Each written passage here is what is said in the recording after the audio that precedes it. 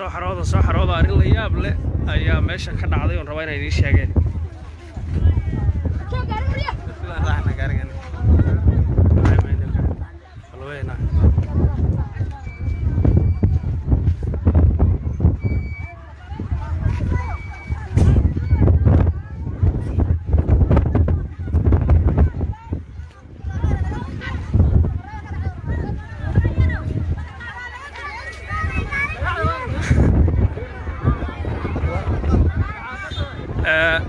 meesha u jeedaan saaxiibayaal waa qabuurta Dhuusamareeb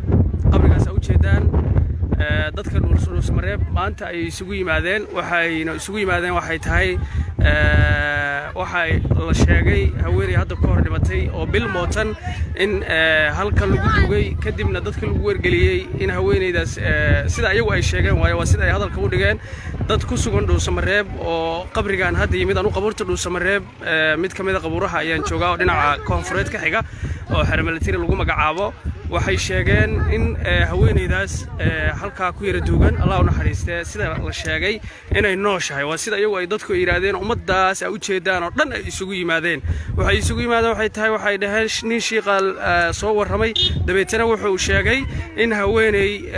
bil ka hor lagu dugay Dhuusamareeb ay nooshahay kadibna dabcan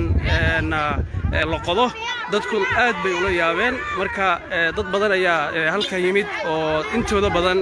haween iyo sidoo kale dhalinyaro u badan baabuurta qaarkood sida u jeedaa dadku aad bay ula yaaban yihiin in xilliga kan qof muddo bil ah mootan la yiraahdo waa uu nool yahay marka arrinta aad loo hadal hayo Dhuusamareeb aadka looga hadal hayo ayay ka mid tahay marka dadku inta badan waa ay la yaaban yihiin qof muddo bil ah dhintay haddana la leeyahay waa uu soo noolaaday waa arrin la yaab leh oo Dhuusamareeb si aad ah looga hadal hayo marka taas ay u kaliftay inaan live-kan soo galo dabeedna halkan dadku ay yimaadeen aadka qabuurtii u soo buuxiyay u jeedaanba inaan la wadaago marka waxyaabo la yaab kale sanadkan 2020ka Dhuusamareeb ka dhaca ayay ka mid tahay war maxaa halka u timaadeen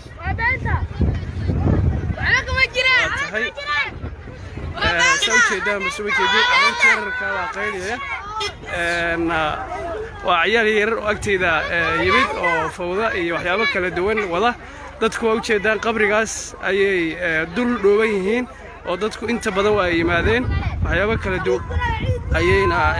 aad ay u hadalhayaan in qof muddo bil ah dhintay haddana la yiri waa uu soo noolaanaya waa arrin la yaab leh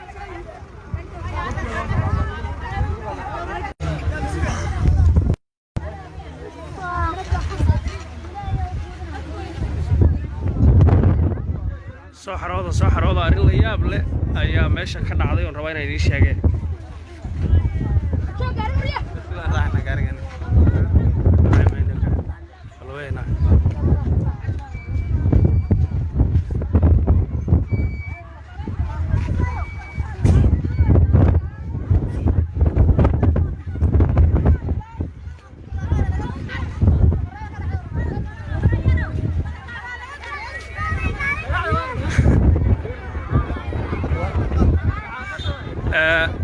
meesha u jeedaan saaxiibayaal waa qabuurta Dhuusamareeb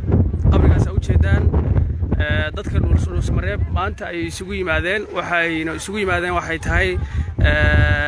waxay la sheegay haweeney hadda ka hor dhimatay oo bil mootan in halka lagu dugay kadibna dadka lagu wargeliyay in haweeneydaas sida ayagu ay sheegeen waa sida ay hadalka u dhigeen dad ku sugan Dhuusamareeb oo qabrigan hadda yimid anu qabuurta Dhuusamareeb mid kamid ah qabuuraha ayaan joogaa oo dhinaca koonfureed ka xiga oo xirmalatir lagu magacaabo waxay sheegeen in haweeneydaas halka ku yara duugan Allah u naxariistay sida la sheegay inay nooshahay waa sida ayagu ay dadku yiraahdeen ummadaas ay u jeedaan oo dhan ay isugu yimaadeen waxay tahay waxay dhaheen nin shiiqal soo waramay dabeetana wuxuu sheegay in haweeney bil ka hor lagu dugay Dhuusamareeb ay nooshahay kadibna dabcan